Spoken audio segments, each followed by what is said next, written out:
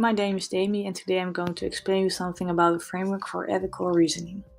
I'm going to do that with the QA/QC technique, which means quote, argument, question, and connection.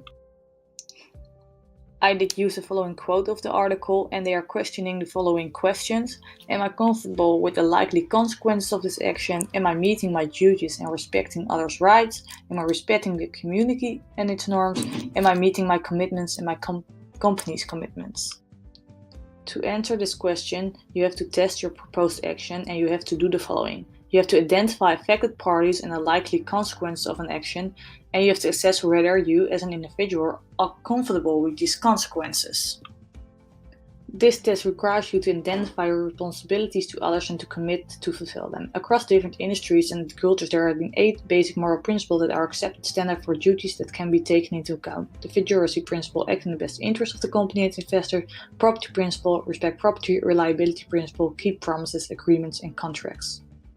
The transparency principle, conduct business in a truthful and open manner; dignity principle, respect the dignity of all people; fairness principle, deal fairly with all parties; citizen principle, act as a responsible member of the community. And the responsive principle, be responsive to the legitimate claims and concerns of others.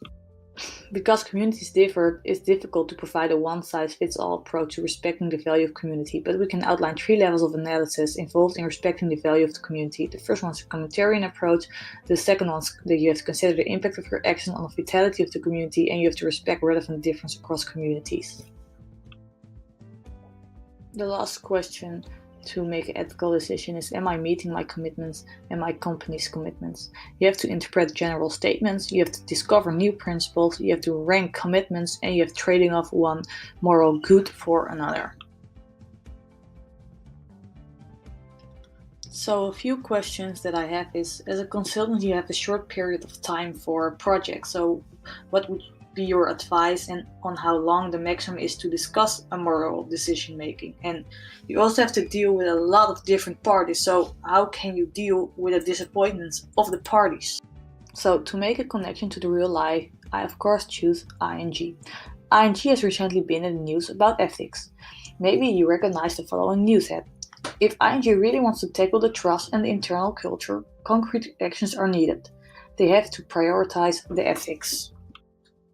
So, if we connect the ethical framework to the ING case, next time when they are making a decision, they can ask themselves the following questions to help in the ethics. Am I comfortable with the likely consequences of this action? Am I meeting my duties and respecting others' rights? Am I respecting the community and its norms? Am I meeting my commitments and my company commitments? Thank you for your attention.